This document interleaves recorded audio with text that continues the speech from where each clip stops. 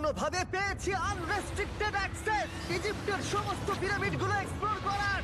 ও আমার গোটা জীবনে আমি এমন জিনিস দেখিনি। আজকের দিনটা দুর্দান্ত।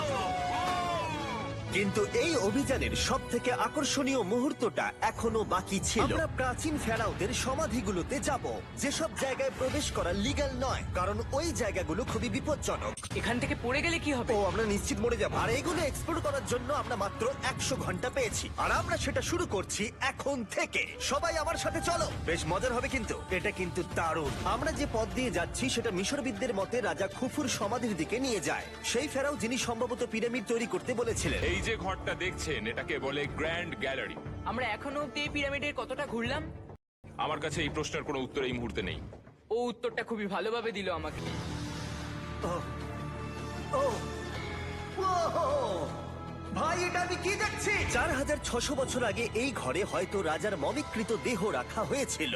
এখানেই তাহলে ফেরাওকে সমাধিস্থ করা হয়েছিল। হ্যাঁ, আমরা মনে করি এখানেই ওনাকে সমাধিস্থ করা হয়েছিল। আমার মনে হয় এই পিরামিডের ভেতরেই আরো একটা চেম্বার আছে যেটা আমরা এখনো খুঁজে পাইনি।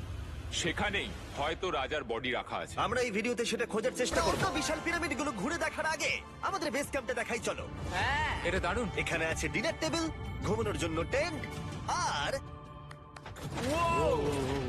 ওকে। এই পিরামিডগুলো প্রাচীনকালে তৈরি হলেও প্রযুক্তির দিক থেকে এতটাই উন্নত ছিল যে কেউ কেউ এগুলোকে প্রাক মিশরীয় সভ্যতার দান বলে মনে করে, আবার কেউ কেউ এগুলোর পিছনে এলিয়েনের অদ্ভুত তথ্য বলে। ঠিক আছে, তাহলে তোমরা রেডি আমাদের লিস্টের পরের পিরামিডটা এক্সপ্লোর করার জন্য? খাফরার পিরামিড। এই দৈত্যাকৃতি সৌধের বিশেষত্ব কি? আচ্ছা, ভালো করে দেখলে বুঝতে পারবে এই পিরামিডের কেসিংটা কিন্তু রয়ে গেছে, যেটা সবকটা পিরামিডেই কোনো এক সময় আমি ছিল। আমাদের পৃথিবী পৃষ্ঠ থেকে প্রায় 100 ফুট নিচে খাফরার পিরামিডের গভীরে নিয়ে গেল। এটা এমন একটা জায়গা যেখানে আধুনিক বিশ্বের খুব কম জনই গেছে, তাই সত্যি বলতে আমরা বুঝতেই পারছিলাম না যে এরপরে আমাদের জন্য কি অপেক্ষা করে আছে। এটা ফাঁকা গর্ত। আমি চাই এক্ষুনি তুমি একটা স্টেটমেন্ট দাও। আমি স্টেটমেন্ট চাই। ঠিক আছে জাহি, স্ফিংসের ভেতরে কিচ্ছু নেই। আজকের দিনটা দুর্দান্ত।